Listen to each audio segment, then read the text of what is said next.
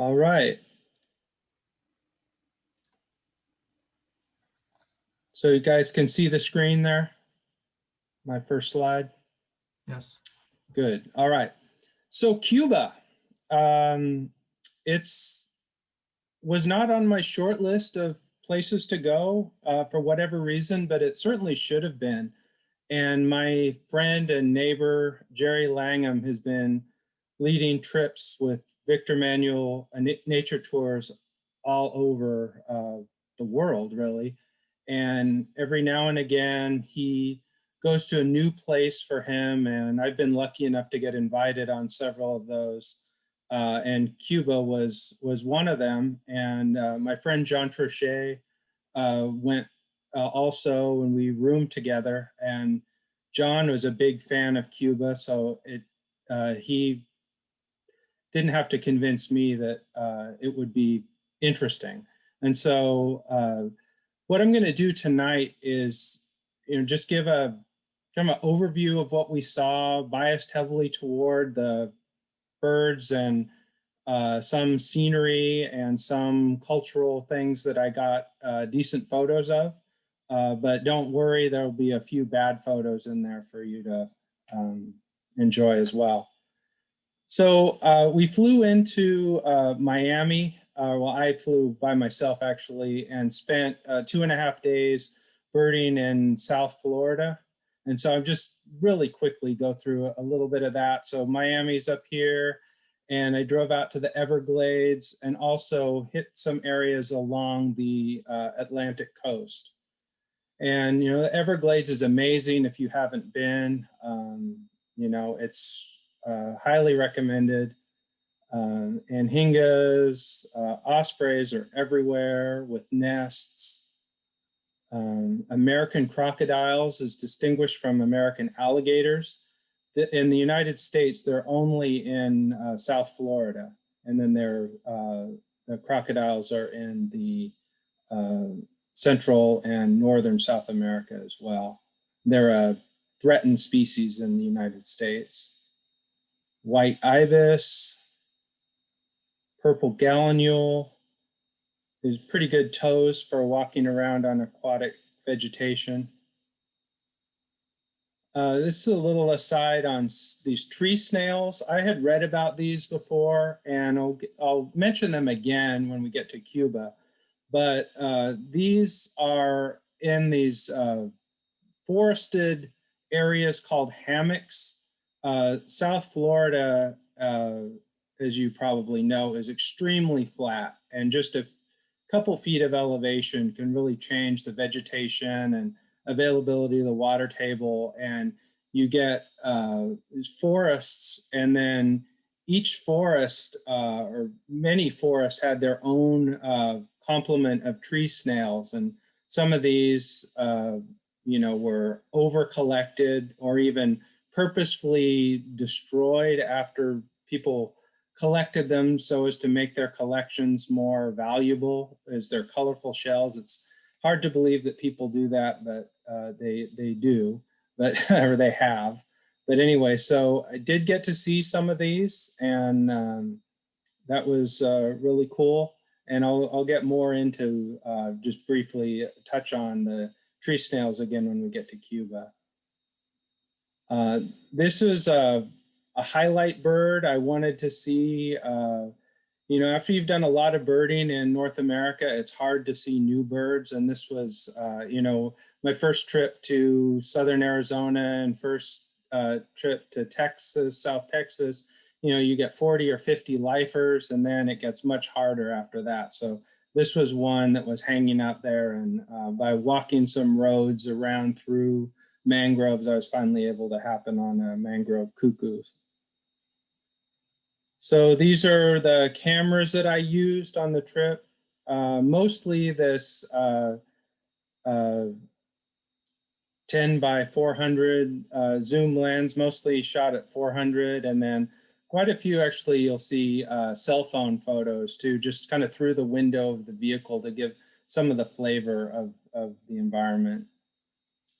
So we visited the western 2/3 of the island.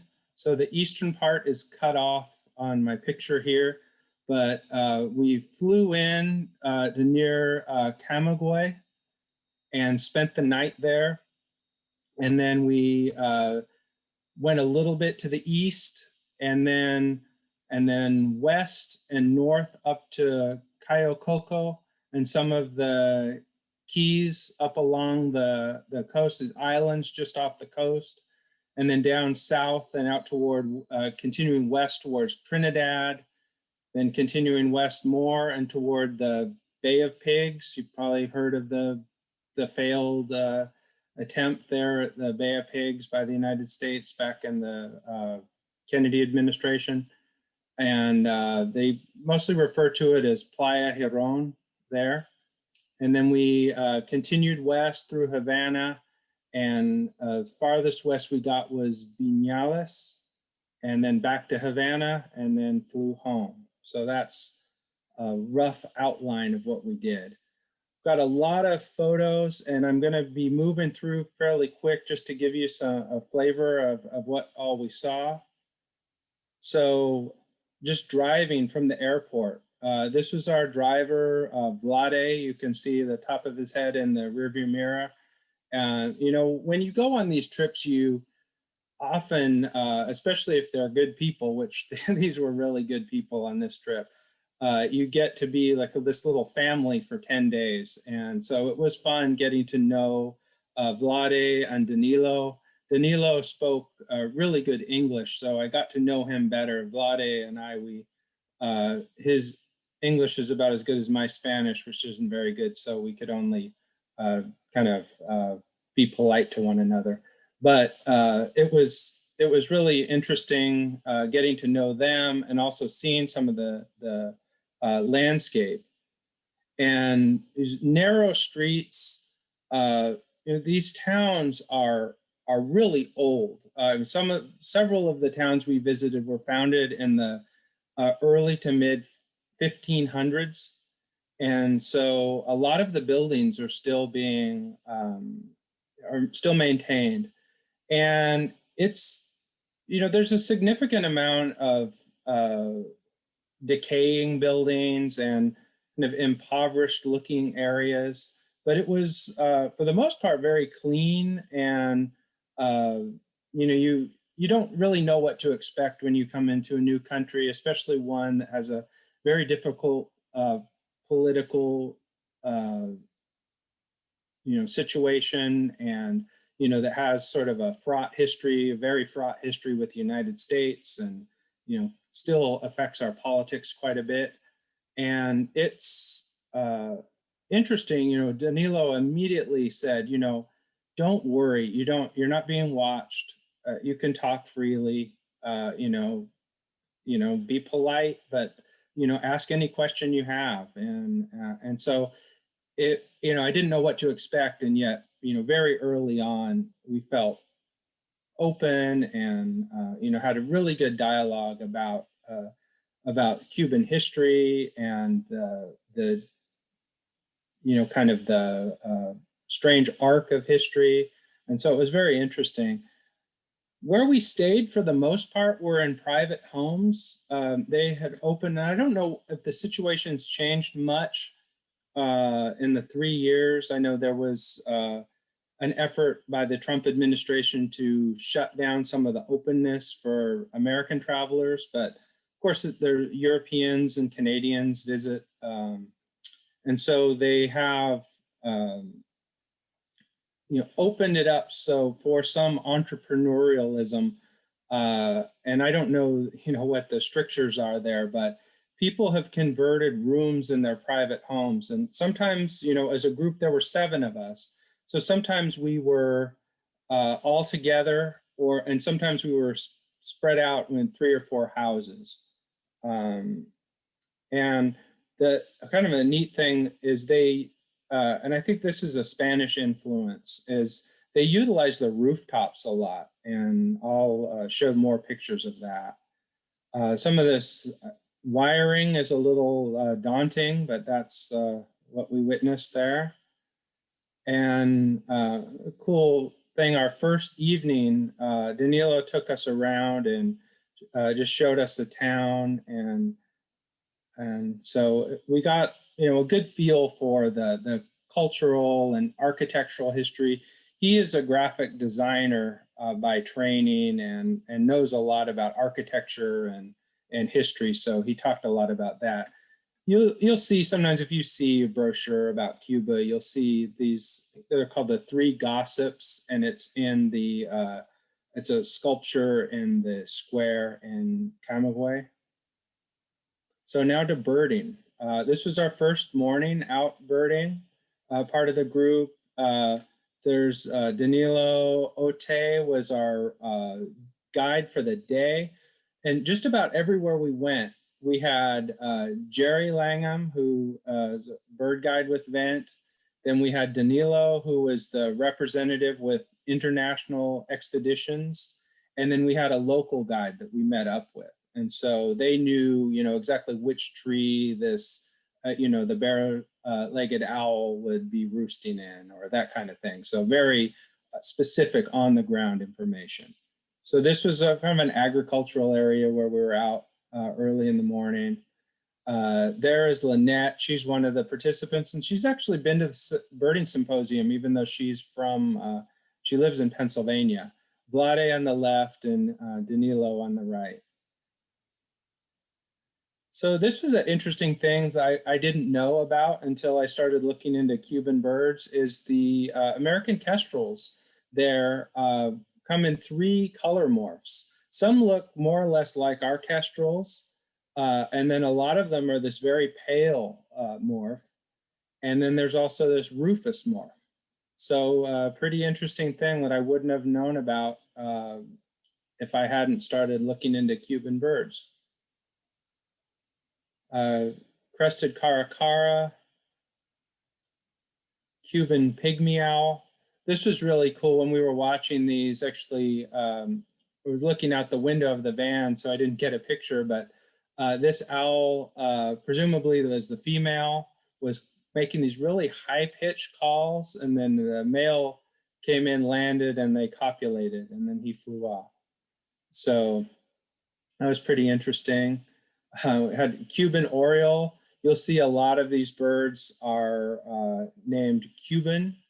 And we saw all of the endemics that we had a reasonable chance of seeing. The Cuban kite and the Zapata rail are not really seeable. And then we saw most of the West Indian endemics that we could see. So this was one of the most hoped for birds, was the Cuban Trogon, and it's the national bird of Cuba. And it has the same color as the Cuban flag. I did a little reading last night to see if I could confirm that they chose their flag colors for the Trogon, but they definitely named it or had it the national bird because it is the same color. I wasn't able to confirm if there was, but it seems an amazing coincidence that it's so closely colored as the Cuban flag.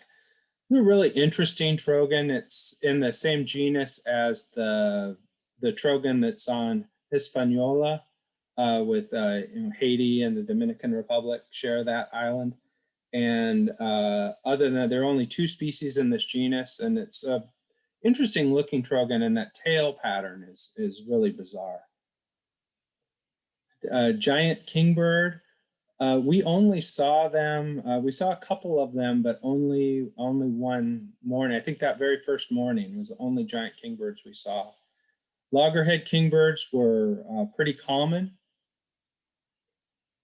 Yellow-faced grassquits were quite common, and we'll get to the similar Cuban grassquit, which is endemic later on, and we only saw those on one time. Of course, not all the birds are different. We had killdeer, Wilson's phalarope.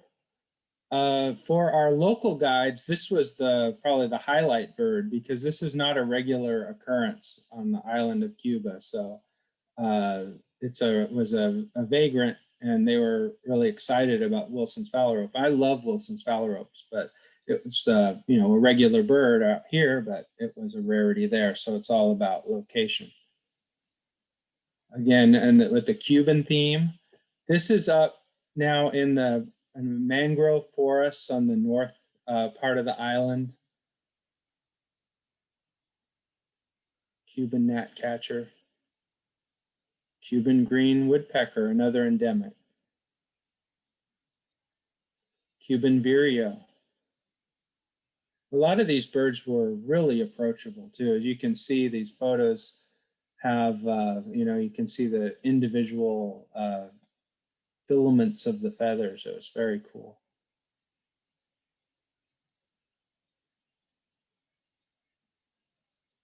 So it wasn't just birds that we were looking at. There's Jerry scoping for, I think, looking for ruddy turnstones or other shorebirds.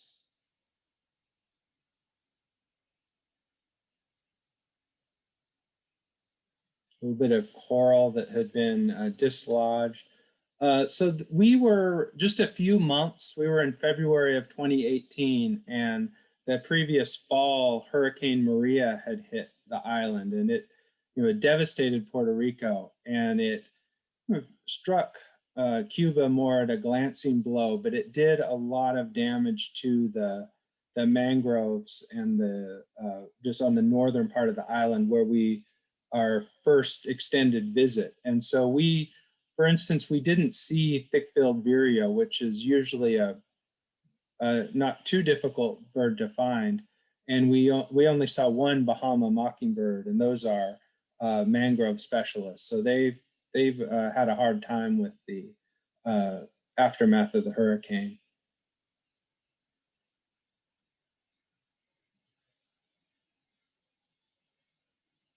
When I go on these trips, I take a lot of pictures of a lot of things, and I think, oh, I'll look this up when I get home, and then I still haven't looked up this lizard. There just never seems to be enough time. So Lasagras flycatcher, they're like a kind of a small version of our ash-throated flycatcher. These occasionally turn up in Florida, but they're a vagrant in Florida. They're a Caribbean species. Loggerhead kingbird again.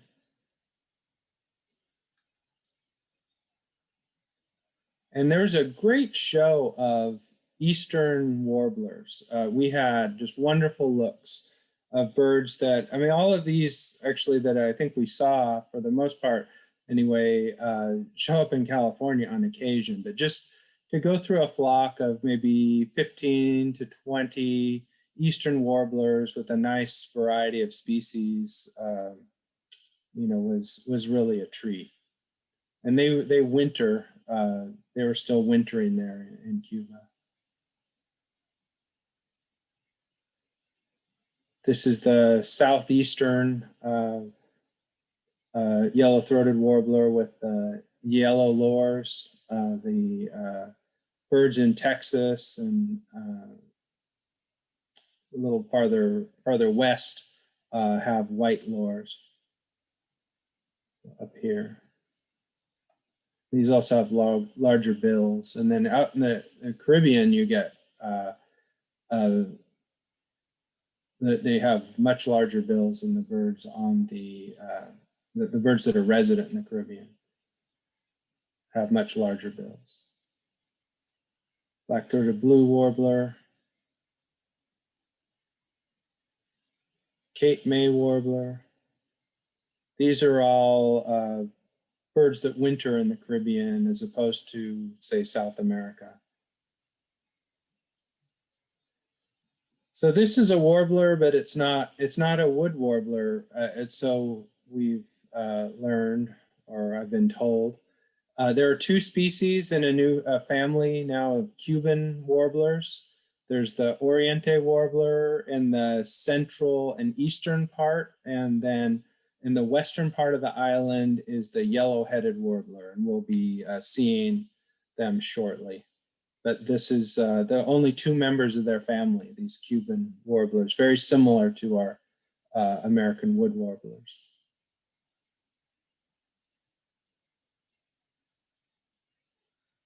Key West Quail-Dove, and we'll have a few more Quail-Dove later on when we get out closer to Playa Heron. This is a great bird family with only 5 species. Jamaica, Puerto Rico, and Cuba each have a toady, and then Hispaniola, even though it's a little smaller than Cuba, it has 2 species of toady. But those are the only species of toady in the world. These little, Caribbean birds found nowhere else. Red-legged thrush, kind of like a robin. These are West Indian endemic that occasionally turn up in Florida. Here's our one and only Bahama mockingbird, and we searched long and hard for it.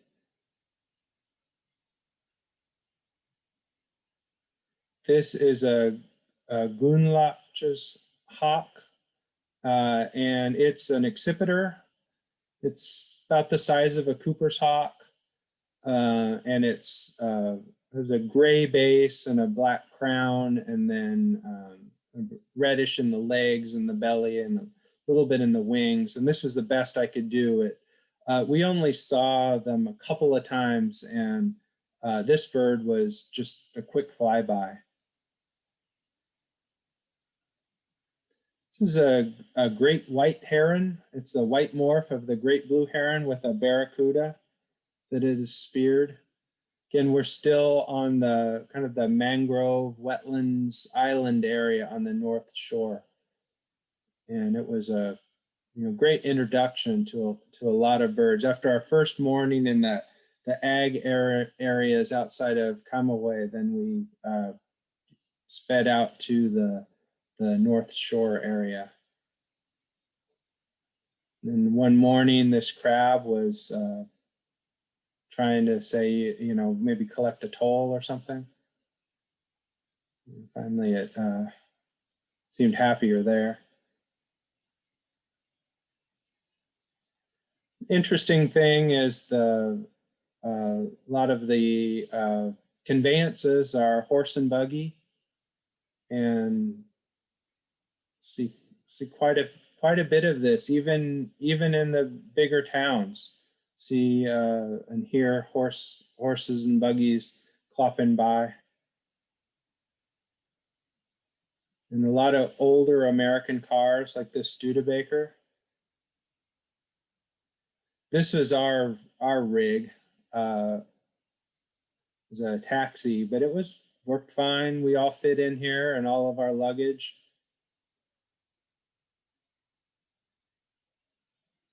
And sugar cane. Here, the history of hundreds of years and slavery and all the harrowing aspects of the history of sugarcane, and a lot of it happened on the island of Cuba. So a car with a utility trailer. A lot of these are from a moving vehicle, so they're a little blurry. There's several nice overlooks or lookouts or miradors that we visited, and this was one outside of the city of Trinidad, which is now on the southern central coast of Cuba. There we had our first Cuban emerald, and there are also northern mockingbirds there. The western spindalis, male and a female. There's the pair. Again, utilizing the roofs. This is one of the private homes we stayed in, and there's Jerry probably working on the journals. One of the cool things he does on his trips is he writes a summary. He's one of those people that operates on like 4 or 5 hours of sleep, and so he stays up late and types up the journal for the day. And then it's nice, like if you're going to do a talk 3 years later, to have that to look back on. I definitely took advantage of that last night. Some beaches near Trinidad. now we're on the south side. A lot of the other stuff on the Coco and areas like where we have the Bahama mockingbird and the great white heron were in the north. This is in the south. Wilson's plover. That big beefy bill on this guy. I love these ceiba trees, and they were pretty common there. There's John Trichet standing there helpfully for scale. More rooftop shots of one of the places we stayed. This is in Trinidad. Definitely in the United States, we don't utilize our rooftops like they do, I think, in Spanish architecture. A lot of cisterns and laundry being hung out in the sun.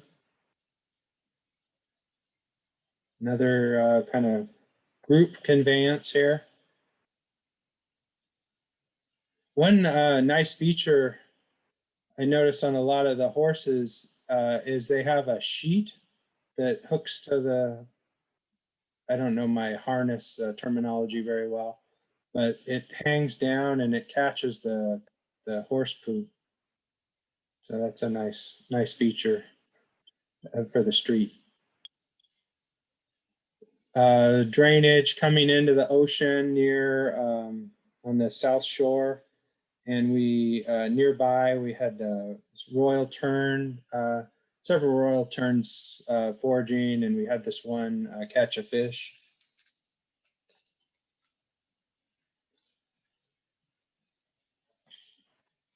So this was again the local knowledge, the local guide that we visited with and around Playa Giron took us to the bare-legged owl.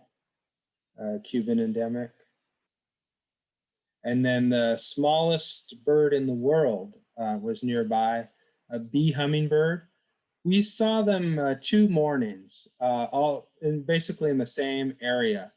And this male perched for like 15, 20 seconds and then foraged a little bit. And then that was that. And they're about 2.5 inches. So smallest bird in the world. The Calliope hummingbird, our smallest hummingbirds, is about 3¼ inches. So it's noticeably smaller than a Calliope hummingbird. And this bird kind of looks like a giant, but it's actually it's a female bee hummingbird. It's all about perspective. Cuban parakeet, another endemic. There was a macaw, a Cuban macaw, but it's extinct. Went extinct, I think, in the late 1800s. This was the best I could do for Cuban parrot. It was a flyby. It's a kind of a typical Amazona parrot. They're actually not an endemic. They're on some of the other West Indian islands. There's a huge tree in between Trinidad and the town of Cienfuegos. We visited a botanical garden and the wonderful vegetation there. A lot of the stuff, as I recall, wasn't labeled, unfortunately, but great trees. There's Jerry down here for scale. Oops, it's a anole. Another thing I was going to look up was what kind of, maybe it's just a green anole. I think that's what it is, but we saw a few of those. Cuban peewee. This is not an endemic. It's a West Indian endemic. It doesn't occur just on the island of Cuba. You can see the rictal bristles helping to gather insects down the throat. Cuban pygmy owls. We encountered Cuban pygmy owls 5 or 6 times on the trip, which was great. Always love pygmy owls, or owls in general, are always a treat to see because they're easy to miss, and we had really good luck. And these are, they're often diurnal hunters. So they'll be out, when you're doing your regular birding, so you don't have to just go owling to see them. Great lizard cuckoo. These are just bizarre, very bold, strange, kind of a weird combination of like a yellow-billed cuckoo and a roadrunner and some strange dinosaur. Yeah, they were really fun to see. We saw them quite a bit. And this was a major highlight, and I claim a little credit. I was just spotted this as we're wandering through, and just one of the lucky things, you look up and there it was, and a Stygian owl, and they are kind of a tropical version of a long-eared owl, and kind of like like the river Styx. That's the same etymology as Stygian, and it's because of their kind of charcoal coloration. And everyone in the group got to see it, though the owl did wake up. It didn't move away.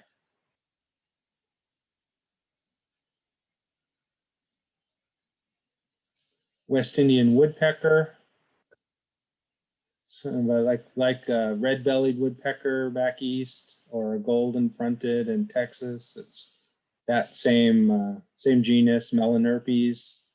Kind of like our acorn is the same genus, but it's just not really like an acorn woodpecker. It's more like the red-bellied back east.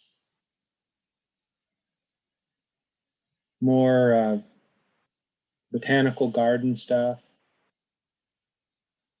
Just some shots out through the vehicle window. Again, this helpful little catchment for the horse droppings. This was in the town of Cienfuegos. This theater, pretty spectacular theater, was built in the 1880s. It'll say on the next slide or two. And they're doing a major renovation, or they were when we were there, 1889. So the wetlands, the Zapata marshes around Playa Huron were incredible, and the flamingos were wonderful to see. We got nice close views, and there were hundreds of flamingos out there. Really a treat to see. We had a early morning appointment with a blind where they feed these quail-dove, and the only time we saw the blue-headed quail-dove was at that blind.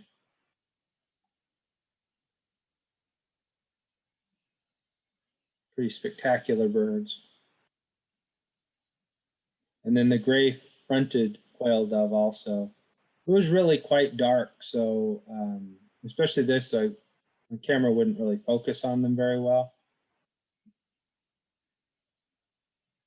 But really interesting colors and iridescence on this bird when you see it in the feather.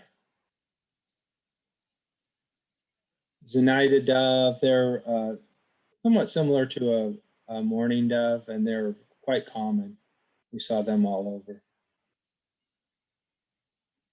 More Cuban emerald shots. Fernandina's flicker. We were told there are only 800 or 900 of these in the world. Obviously an endemic, and was a treat to see. And my fingers are crossed for them. I guess they never were very common, as far as, at least in recorded history. Interesting birds.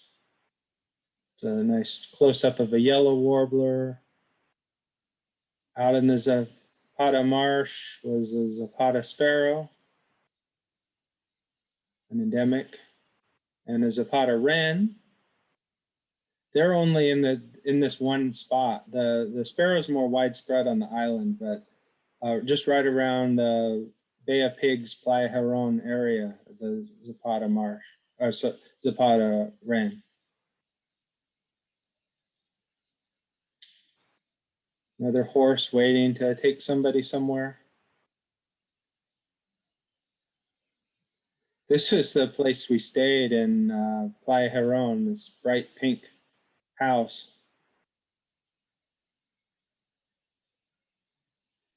And this is Hemingway's house. That was interesting to see.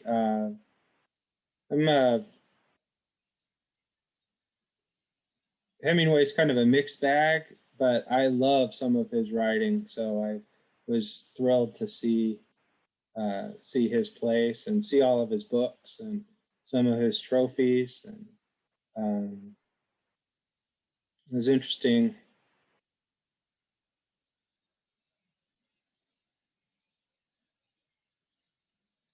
Definitely, you know, on the tourist circuit, but still interesting to see. After the revolution, the government expropriated it. So in 59, and then Hemingway died in 61. But the family, I think, was able to get a few of his manuscripts, but that was about it. Everything else, including all their personal effects and books and everything, were kept there. So kudu, greater kudu. He has a famous story about hunting kudu, the green hills of Africa. And there are his dog's graves and his boat, the Pilar. You've read For Whom the Bell Tolls. Pilar is a major character, not the boat, but a person. And so going west of Havana now, this is the Mirador or overlook at Vinales. A lot of limestone with interesting erosional features there in Cuba.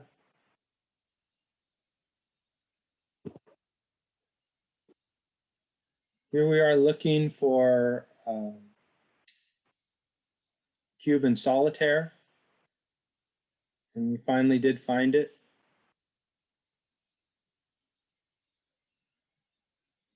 Louisiana water thrush, olive-capped warbler. This is not a Cuban endemic, but it's a West Indian endemic. This waterfall, this is actually quite a tall waterfall. I don't know, 30, 40 feet, but the scale gets compressed. This was really interesting. You know, you hear about oxen back in the 1800s, and you know, most of the animal plowing and hauling, you know, that we think of, at least that I can picture, is more horse based. But it's interesting to see these, what, you know, are pretty close to oxen, I would say. And they were backing a load, a trailer, into a kind of a garage-like place.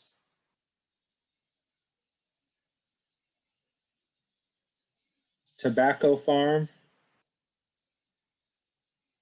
So we visited this site, and here are the leaves drying inside.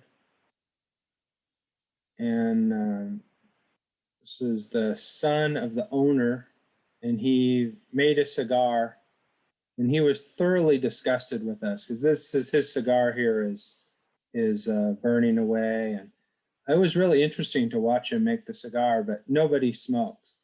So, and he was pretty disgusted with us. More cool kind of vintage American cars, horses.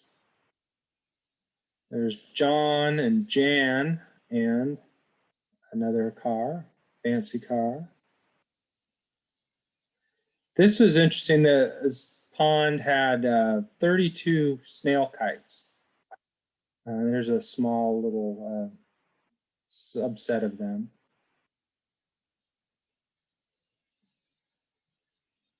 More Cuban Trogon. Nice to see a limpkin. I haven't seen too many of them in my life.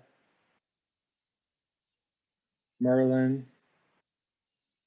Here's the other Cuban warbler, yellow-headed warbler. And then a yellow-throated vireo. This is our only shot we had of the Cuban grassquit. There's the yellow-faced grassquit with less yellow, but some on the face, and then the Cuban grassquit with the kind of the yellow that's just wrapping around.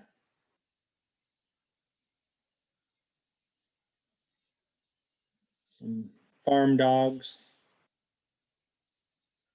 Summer tanager, patchy, red and yellow. So the last little bit of the trip, we spent an afternoon, evening in Havana, and you know there's a lot of revolutionary iconography. This Che Guevara, a lot of Che Guevara around. There's Che and John Trochet. There's the Capitol building. It looks a lot like the US Capitol. It's undergoing renovation. The Bacardi Rum building, the family who owned this building, they fled after the revolution. Kind of interesting. We just walked around the city a bit. Not one of the places we ate, but kind of interesting. Good food, well prepared. And these are street performers. We saw them doing their kind of stilt dance, but then they were on a break, water break. And I thought that was actually kind of interesting. This is a problem there, and this is one of the reasons why we didn't see more of the Cuban grassquit. They capture them and you know, as cage birds, and people think of it as like just a fun thing to have or good luck, but it really does can reduce numbers. This was great meeting Orlando Garrido. He is the author and kind of the dean of Cuban ornithology, if not Cuban field biology. He's 90 this year. So 3 years ago, I guess he was 87. And that's John Trochet. And it was just great. I've never, if any of you know John, he's a pretty stoic guy, but he was just beaming. And they had kind of a mind meld. And John had read a lot of the articles that Garrido had written back in the 50s, 60s, 70s, and seemed John's what has been called by somebody else a one-shot learner. So he reads these articles and remembers it. And Garrido was telling these stories, and he talked about his co-author, and John, he couldn't remember the name, and John would supply the name, and it was really fun. And Garrido, that's what folks call him, either Don Garrido or Garrido. No one called him Orlando. But he seen Bachman's warbler, he'd seen Zapata rail, or at least heard it, and ivory-billed woodpecker in Cuba. And it's an incredibly interesting guy. He is also a professional tennis player in an earlier life and played in Wimbledon. And he's lived many lives. And the next day, so we had dinner with him, and then the next day we visited his house, and he has a little kind of private museum. So here's the Cuban kite, or sometimes considered a subspecies of hook-billed kite, and they eat tree snails. And now there are only like around 1, 2, or 200 of them left, and they are only known to be in eastern Cuba, so we never got into their range. Here's the Fernandina's flicker, Cuban parakeet, the yellow-headed warbler, Cuban vireo. This is probably the Oriente warbler, the Gunglach's hawk here, kind of a little worse for wear. It was probably, you know, decades old. But that was interesting to see. And then these are Hutias. These are a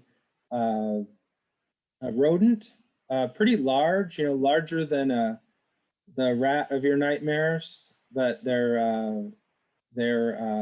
endemic to the island. These are the species anyway. And we never saw them in the wild, but Garrido had some in his menagerie.